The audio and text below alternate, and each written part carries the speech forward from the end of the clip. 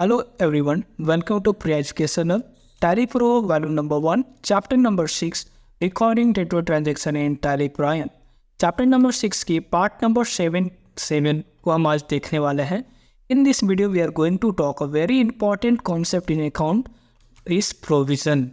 Whether you are managing the finance or a small or large corporate, understanding the provision is essential for the maintaining the accurate financial report. तो चलिए आज की video के अंदर हम बात कर ले अकाउंट्स के अंदर हम प्रोविजंस को क्यों मेंटेन करते हैं. तो सबसे पहले हम बात करने वाला है what is a provisions. Provisions का मतलब क्या होता है. बेसिकली प्रोविजन हम ईयर एंडिंग के अंदर हम बनाते हैं और प्रोविजंस एक रेफर अमाउंट होती है जो कि हम कीप असेट कर देते हैं अपने प्रॉफिट से, जो कि हमें पता नहीं चलता कि हमारे फ्यूचर में क्या लायबिलिटीज़ होने वाली है.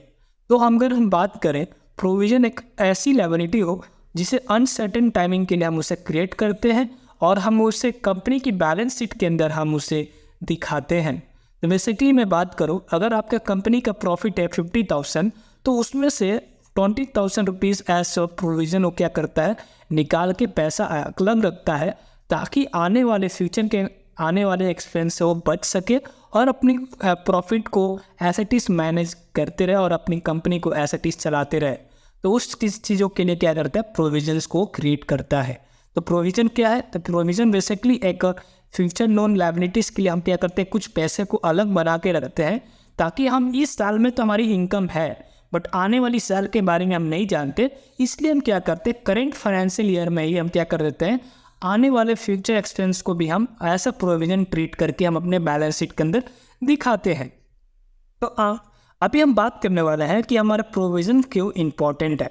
बेसिकली प्रोविज़न क्या करते हैं कि फ्यूचर लायबिलिटीज़ को कवर करने में हमें बहुत ही ज़्यादा हेल्प करता है और हमें पता चल जाता है कि हमें किस चीज़ों के लिए हमें प्रोविज़न्स को बना रहे हैं और प्रोविज़न हमें बनानी पड़ती है. क्योंकि प्रोविज़न क्या है, ऐसा मैंडेटरी होता है कि हम अपने बिजनेस के अंदर प्रोविज़न हमें क्रिएट करना होता है. और हम क्या करते हैं कि प्रोविज़न बनाने से हमारे एक्यूरेट फाइनेंशियल रिपोर्ट में भी हमें पता चल जाता है कि हमारे 3 साल में क्या प्रॉफिट हुआ और हमारा क्या लॉस हुआ और कितने हमें इन हैंड एक्चुअल पिक्चर हमें क्या करता है कि हमें मिल जाता है. जब तक अगर हम अपनी प्रोविज़न्स को नहीं क्रिएट करते हैं तब तक हमें अपने फाइनेंस के बारे में एक्चुअल पिक्चर हमें नहीं मिलता है. क्योंकि हमें मालूम है कि हम इस साल में हमारा कंपनी के प्रॉफिट 50,000 है और उसमें से हमारा जो भी पे ऑफ करने के बाद हमारा इन हैंड मान लो कि 30,000 मिल रहा है, बच रहा है, तो हमारा एक्चुअल प्रॉफिट नहीं है. जब तक हम अपने प्रोविजंस को क्रिएट नहीं करते आने वाले फ्यूचर एक्सपेंस के लिए हम कुछ सेटअप अमाउंट्स को अगर हम अपने कंपनी के अंदर नहीं रखते तब तक हमें एक्चुअल फिगर्स को हम पता नहीं कर पाते हैं कि हमारे एक्चुअल फिगर क्या है फाइनेंशियल रिपोर्ट का. अभी हम बात करने वाले हैं कुछ एग्जाम्पल के कि हमारा प्रोविजंस का एग्जाम्पल क्या है. तो बेसिकली हम यहाँ पे 3 टाइप ऑफ एग्जाम्पल को मैं आपके बीच में रखने वाला हूँ, जैसे कि provision for bad debt, provision for depreciation, provision for discount on debtor. मैं इसको ब्रीफ एक्सप्लेनेशन दूंगा और हम इसी स्लाइड के अंदर हम बात करने वाले अगले स्लाइड में कि हमारा प्रोविजंस का मतलब क्या होता है. तो बेसिकली हम यहाँ पे provision for debts, bad debts का मतलब होता है ऐसी जो अमाउंट है जिसे हम अनपेड मानते हैं, जो डेबिटर ने हमें नहीं दिया है और वो हमारे लिए लॉस है. प्रोविजन ऑन डिप्रिसिएशन का मतलब होती है कि हमारे कुछ ऐसे फाइनेंशियल असेट होती है जो हमारी कंपनी की असेट है, उसके ऊपर कुछ अमाउंट हम क्या करते हैं डिप्रिसिएशन लगा के हम अपने अकाउंट्स को मेंटेन करते हैं. और हमारा जो प्रोविजन फॉर डिस्काउंट के अंदर जब भी हम अपने कस्टमर को कुछ छूट देते हैं वो भी हमारी कंपनी के लिए क्या है, ऐसा लॉस है और उसे हम ऐसा प्रोविज़न के नाम से ही हम ट्रीट करते हैं. अगला जो हम उसमें देखने वाला है कि हम कैसे प्रोविज़न को अकाउंट्स के अंदर मेंटेन कर सकते हैं. How do the provision work in the accounts. Basically हम क्या करते हैं प्रोविजंस बनाने से लिए हम एक एस्टिमेशन करते हैं कि हमारा इतनी अमाउंट की प्रोविज़न बनानी चाहिए और उतना ही अमाउंट हम क्या करते हैं कि हम सेपरेट करके अपने प्रॉफिट से सेपरेट करके रखते हैं. और हमारा जो प्रॉफिट प्रोविज़न का क्या है कि रीजनेबल होती है कि हम पहले एस्टिमेशन करें अपनी कंपनी के अंदर जो भी प्रॉफिट है, हम ऐसा प्रोविज़न अपने आने वाली खर्चा को जो हम जिसे जानते तक नहीं उसे हम ऐसा एस्टिमेशन अमाउंट को हम रखें ताकि हम अपने पिछले पास्ट एक्सपीरियंस को हम उसमें बैलेंस शीट के अंदर हम क्या करते हैं, रिव्यू करते हैं कि चाहे हमारे बैलेंस शीट के अंदर अनपेड एक्सपेंस हो सकता है या लायबिलिटी टू पे है, वो सारे चीज़ को हम क्या करते हैं, एज इट इज हम कंपेयर करते हैं और उस कंपैरिजन के बिहाफ में हम क्या करते हैं, एक एस्टिमेट अमाउंट को हम फिक्स करते हैं जो कि हमारी रेवेन्यू होती है। उसके हमारे अंदर जो भी हमारे पूरे फाइनेंशियल स्टेटमेंट है उसके अंदर हम देखते हैं कोई हमारा बैड डेब्ट तो नहीं है, किसी को मैं पे तो नहीं करना है। उसी के बिहाफ पे हम क्या करते हैं, एक प्रोविजनल चीज़ को हम बनाते हैं, यानी कि हम पेएबल एंट्री को हम बनाते हैं अपने बैलेंस के अंदर। और वो जो चीज़ें हैं वो हमारी कंपनी की लायबिलिटी साइड के अंदर कॉन्ट्रा एसेट के रूप में हमारे कंपनी के बैलेंस शीट में दिखता है और वो हमारे इनकम एक्सपेंस के अंदर भी रिफ्लेक्ट करता है। और हम अभी बात करने वाले हैं types of provisions in accounts, कि हमारे अकाउंट्स के अंदर कितने प्रकार की प्रोविजंस को हम क्रिएट कर सकते हैं। ऐसे तो प्रोविजंस बहुत सारे आप क्रिएट कर सकते हो, बट मैंने कुछ रैंडम जो मोस्ट इम्पॉर्टेंट चीज़ें होती है उस चीज़ को मैंने यहाँ पे पिकअप किए हैं।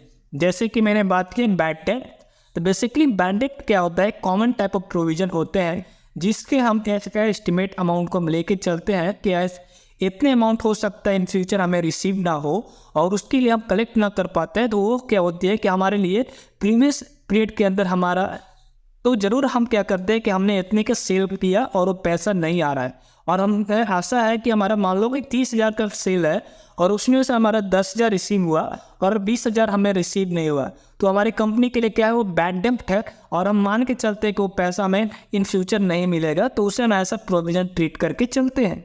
उसके बाद हमारा आता है टैक्स पेमेंट, कि हमारा जो भी ऐसा टैक्स प्रोविज़न हम करते हैं और उतने पैसे हम क्या करते हैं अपने कंपनी में से हम एस्टिमेट अमाउंट को हम रखते हैं, क्योंकि हमें पता ही नहीं चलता है कि हमारे एक साल के अंदर आने वाले फ्यूचर ईयर्स के अंदर हमें कितना इनकम होगा और कितने टैक्स पे होंगे। तो हम क्या करते हैं, स्टार्टिंग से ही जितना हमारा इनकम आया उसमें से कुछ अमाउंट हम क्या करते हैं, टैक्स पेमेंट के लिए हम सेपरेट कर देते हैं, ताकि हम इन फ्यूचर हम टैक्स पेमेंट को पे कर सकते हैं। हो सकता है वो कम भी हो सकता है, ज़्यादा भी हो सकता है।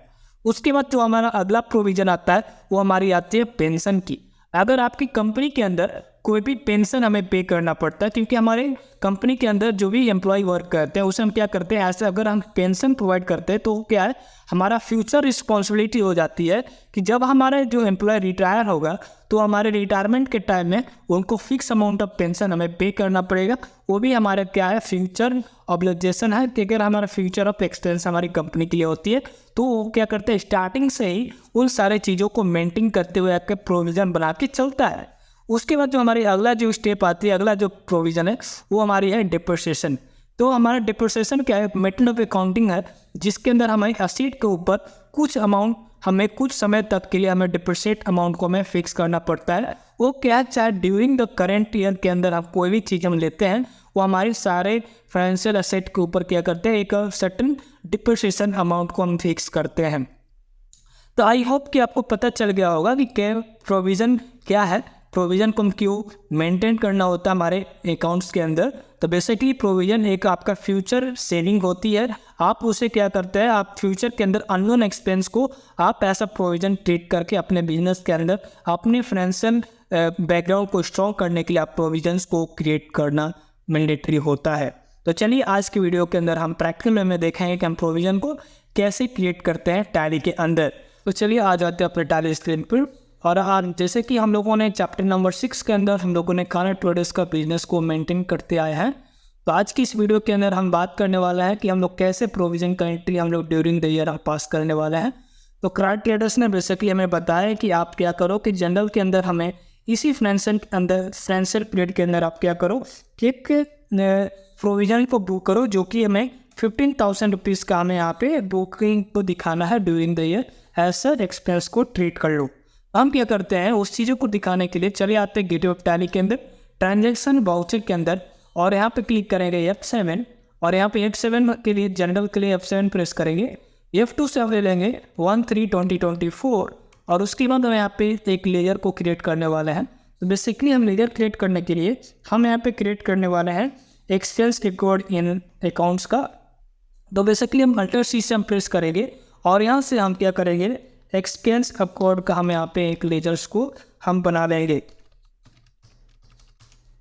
और उसके बाद इनडायरेक्ट एक्सपेंस के अंदर हम इसे रख लेंगे और उसके बाद कंट्रोल ए से हम इसे सेव करा लेंगे। तो मैं यहाँ पे मान के चलता हूँ कि 15,000 रुपया मेरा क्या है ड्यूरिंग द ईयर, हम क्या करते हैं इसको मान के चलते कि मेरा फ्यूचर एक्सपेंस होने वाला है। मैं क्या करता हूँ कि अगर मैं यहाँ से प्रोविज़न ऑफ एक्सपेंस को मैं ले लेता हूँ, जिसे हम रखने वाले हैं प्रोविजंस के अंदर। अगर आपको लेजर क्रिएट करना है तो सिंपली आप अल्टर सी प्रेस करेंगे और यहाँ पे टाइप कर लेंगे। तो मैं पहले से लेजर क्रिएट करके रखा हूँ, तो मैं यहाँ पे प्रोविजंस को, लेजर्स को मैं यहाँ पे सिलेक्ट कर लेता हूँ और मैं एंटर करके, और मैं यहाँ पे नरेशन में लिख दूंगा being provision made for the future liability. तो यहाँ पे हम लोगों ने जैसे बात किया कि हम लोग प्रोविजन क्या बनाते हैं कि फ्यूचर लायबिलिटीज़, जो आने वाले खर्चे हैं उसको आप लोग क्या करते हैं प्रोविजन के अंदर में हम लोग ट्रीट करते हैं। मैं सिंपली इसे कंट्रोल ऐसे मैं इसे सेलेक्ट करा लेता हूँ।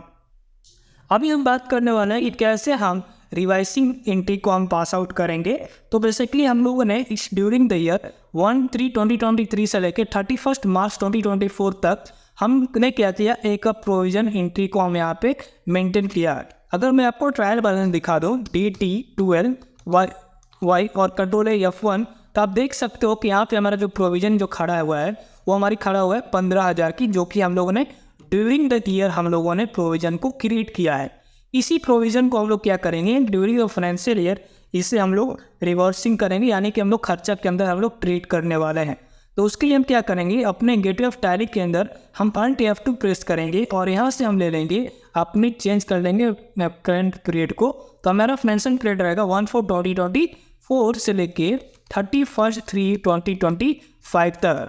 और हम क्या करेंगे रिवाइजन जर्नल पास आउट करने के लिए हम अगेन हम गेटवे ऑफ टैली के अंदर आएंगे, और गेटवे ऑफ टैली के अंदर आने के बाद हम सिंपली हम क्या करेंगे वाउचर के अंदर जाएंगे, और वाउचर के अंदर जाने के बाद हम यहाँ पे F2 प्रेस करेंगे और यहाँ से ले लेंगे 1/4/2024।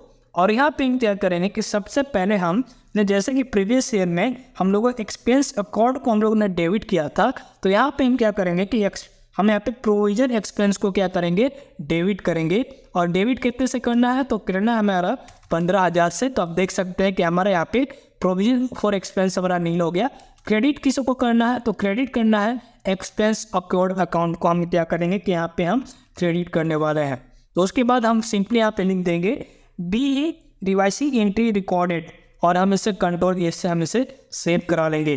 तो होप आई अंडरस्टैंड कि आपको पता चल गया होगा कि कैसे हम प्रोविजन एंट्री को टैली के अंदर पास आउट करते हैं, और उसे हम आने वाले करेंट फाइनेंशियल के अंदर हम कैसे रिवाइज भी कर लेते हैं। तो मैं फिर से आपको रिकॉल कर देता हूँ कि क्या प्रोविजन क्या है और प्रोविजन का इंपॉर्टेंस क्या होता है, और example of provisions and accounting, तो हम कैसे प्रोविजन को अकाउंट्स के अंदर में इस्तेमाल कर सकते हैं, और टाइप्स ऑफ प्रोविजंस। तो thank you for watching my video.